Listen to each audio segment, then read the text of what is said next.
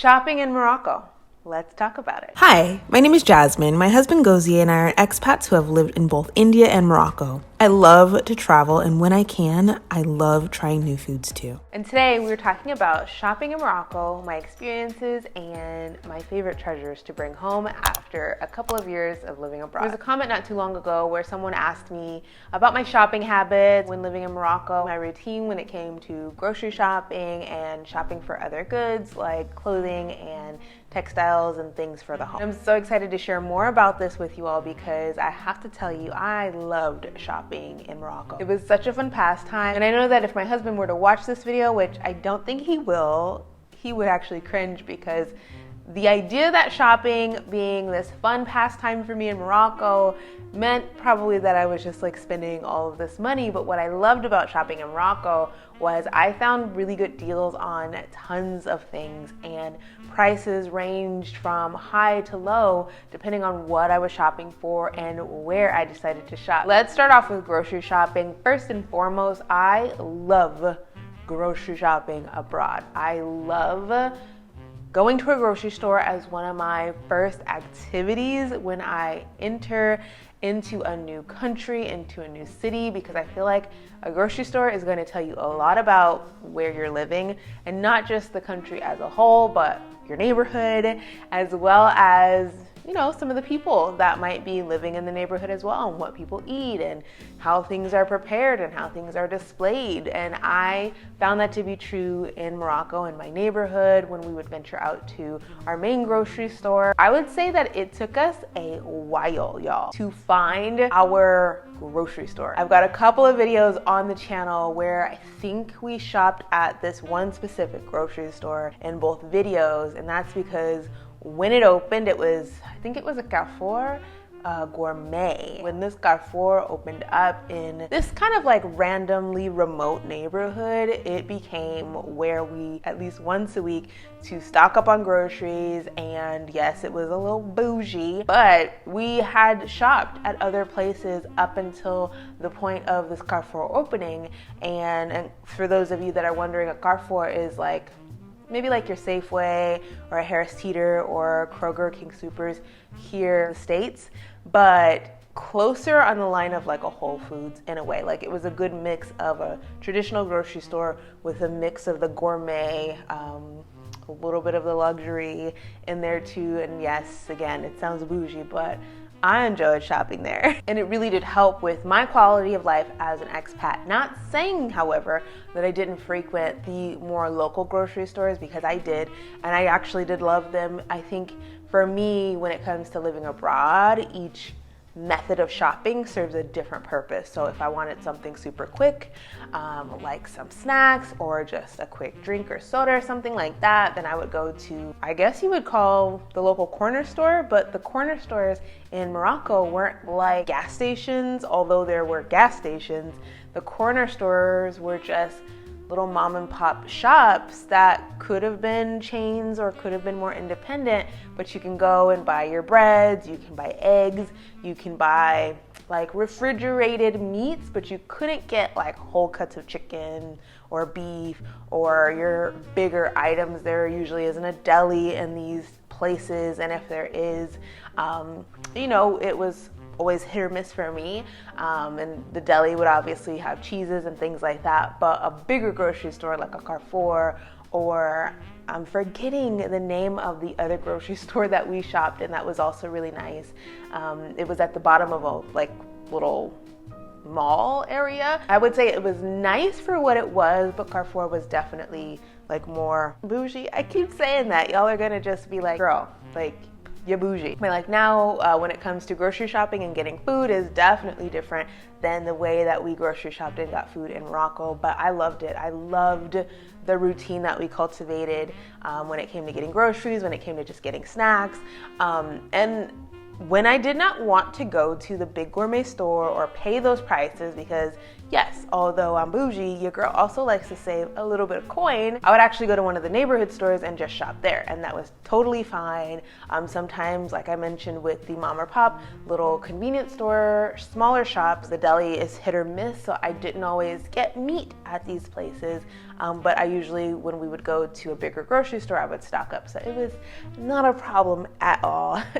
I love talking about grocery shopping, if you cannot tell. It's just so much fun abroad. It really is. And you're probably also wondering, Jasmine, did you just shop at stores when you're in Morocco? And the answer is no.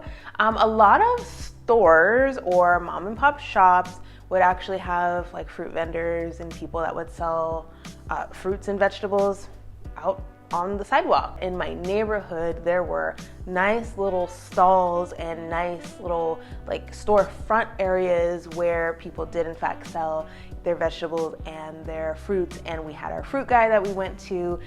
The fruit guy was amazing. Always tried to practice my French as best as I could. Never really went anywhere with it, but he always knew to expect us because his fruit was always the best. And it did not matter how much fruit was at this luxury grocery store or any of these little grocery stores that were in the neighborhood. The fruit guy always had the best fruit, y'all. And I wish I got video of him. I'm not the best at just like putting my camera in front of people when it's just like everyday lifestyle activities, but he was always nice and always just knew what I liked and always had all the good stuff ready to go. And he was on the main street where I lived, so it was very accessible to just go to him in Casablanca, and this might be true throughout Morocco as well. A lot of the products are in French, so you know, that's how you manage. A lot of the products that I recall getting were not necessarily written in English or translated in English unless they were imported. We did in fact have this little mom and pop shop that we loved going to that did in fact sell imported items, and sometimes those items actually would be written in English and other languages because they would just import products from all over the world. But that was probably the most amount of English I would see at a grocery store. Other than that, at a traditional grocery store or even a regular mom and pop shop, everything would be written in French or in Arabic. So yes, you should learn a little bit of French, if not a lot of bit of French.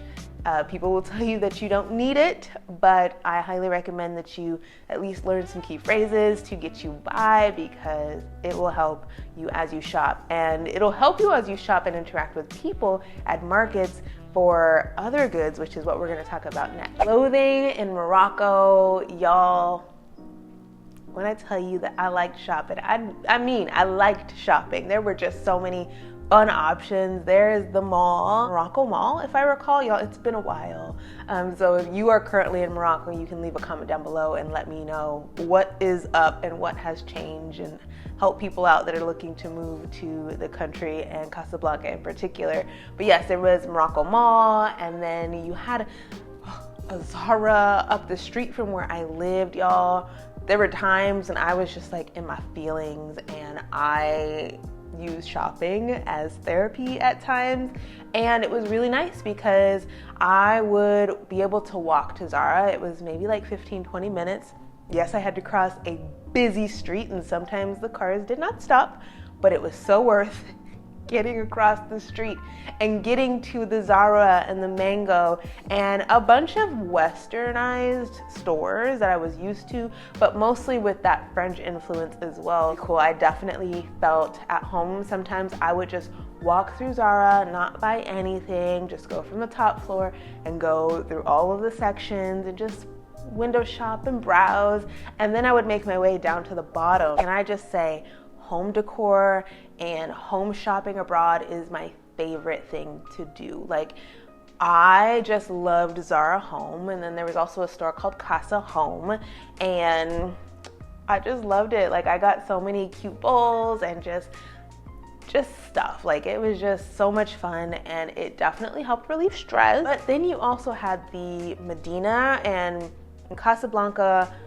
kind of close to maybe where I lived, if I can recall, there's the old Medina. And I would say for me in particular, the old Medina was a little more difficult to navigate by myself. And I think my husband and I attempted to go there by ourselves once, and we were like, no, I think we need somebody who's a little more experienced with haggling and all of those things, because we were very overwhelmed. I think if you are a little high strung and you get overwhelmed very easily, it might be difficult for you to shop in markets. But if you like the thrill and the hunt and talking to people and using your language skills, markets are going to be perfect for you. I didn't love the aspect of having to bargain, honestly. It made me sweat.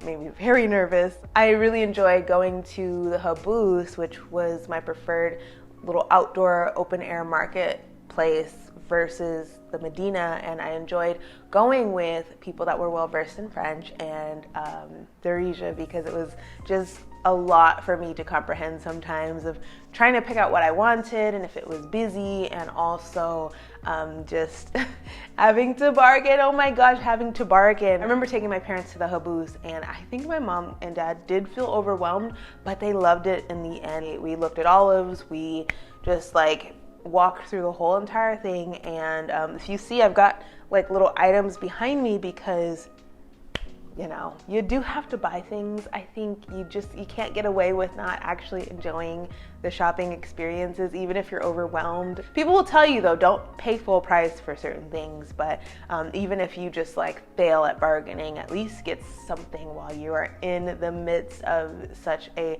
cool environment of different things that you can buy, like clothing and food wise and for your home.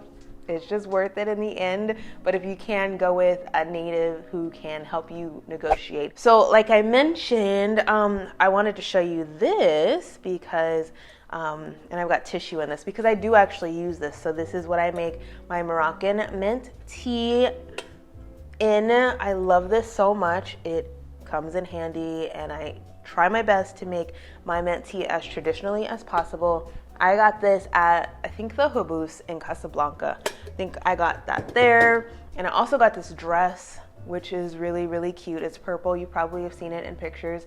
I got that at the Haboos. And I've also done a haul before too, so I will make sure to link that in the cards and below if you want to see what I got during that particular trip. When I think I got this and that dress and some other things as well to take home. But I love these. Honestly, I don't need anybody in my house to enjoy a cup of mint tea with my cups. You know, you think because there are 6 of them here, you need people to indulge with you. No, I'll just pick my favorite color and enjoy it on my own. These are just so pretty. And then I got these in Fez, which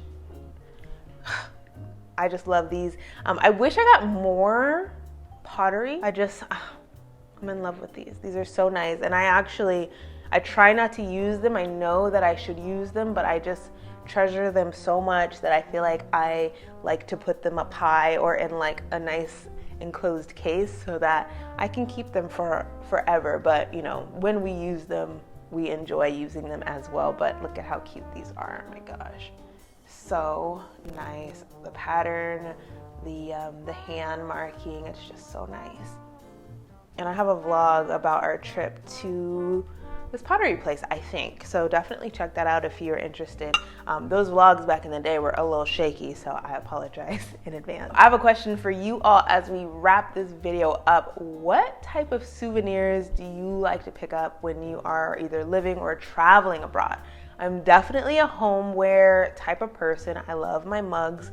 I love plates. I love like everything that can go into a home. I feel like I'm drawn to that over clothing. And then food, obviously, too. But food is very disposable. Like, I'll eat that with a quickness. Like, you know, put food in front of me, it'll be gone. Yeah, I really do love homeware, and I'm so looking forward to just exploring more of this world. And I think picking up a piece of homeware wherever I go. I have a couple of home things from India as well, and when I travel and when I move abroad again, I will definitely be on the hunt for some really great home pieces that will help enrich my space and make it homey and just cute and just the vibe, y'all. The vibe is gonna be amazing. Whew, I feel like I was just talking, hanging out with friends. I really just enjoyed casually sitting down and talking and reminiscing So thank you so much for the question. And I know somebody else actually had a question about scams and how do I avoid scams when I'm traveling abroad and shopping and all of that stuff. And I don't think I'll be able to cover it in this video because it's already so long. So I think I will record that next. So stay tuned for that, and I just want to thank you all so much for your support thus far with my content. I know I've been posting a lot. I hope you've been enjoying it, and yeah, leave me a comment down below letting me know what you want to see from me next. If you have any questions or just want to share something, please do so. I am always in the comments. I'm gonna go make myself some tea now because my throat is dry, girl.